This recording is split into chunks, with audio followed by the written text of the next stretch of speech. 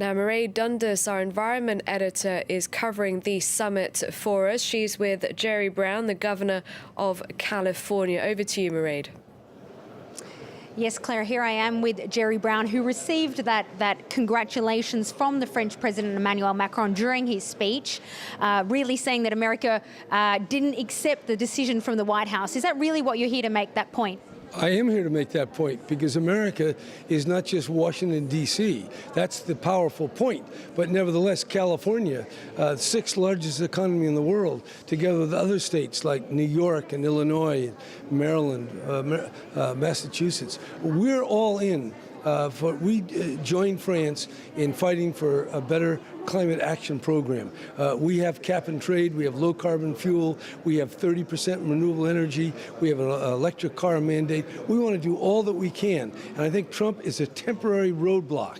But actually, by denying science, by calling climate change a Chinese hoax, he's given climate denial a very bad name. In fact, a ridiculous name. And that has mobilized the opposition to him and galvanized the support of those who want to take serious climate action. So the paradox is that Donald Trump, while fighting climate action, is actually stimulating more grassroots response and more response from corporate America than anything I've seen to date. The big question is, though, do these non-federal level players have the weight to counteract the decisions that do come from Washington? And he's there, a temporary obstacle, but until 2020. Right. We can't do it all. You might say we're holding the line. Pending pending Donald Trump going somewhere else and not being president. But we can do a lot. We can do a lot in the states, the cities, the corporations. After all, who makes carbon pollution? It's businesses, it's people. So we can do a lot. But make no doubt about it, America must join the rest of the world, and it will. It just may take a couple of years.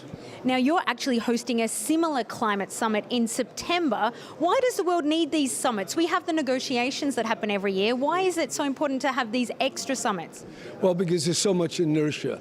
We're facing a rock of complacency and inertia. And to move that rock out of the way, it takes gatherings like this. It takes our UN summit in San Francisco in September of 2018, because we want to get people to commit.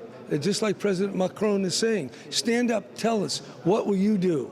What will you do, France? What will you do, California? And on and on and on. So it's a little awkward and cumbersome, but what else can you do when we have abdication abdication, not, I wish we had a little more abnegation, but we have abdication at the highest level. So these conferences and the one in San Francisco are very important.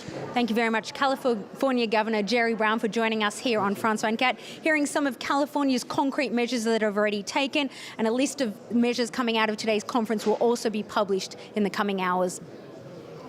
Thank you, Mairead.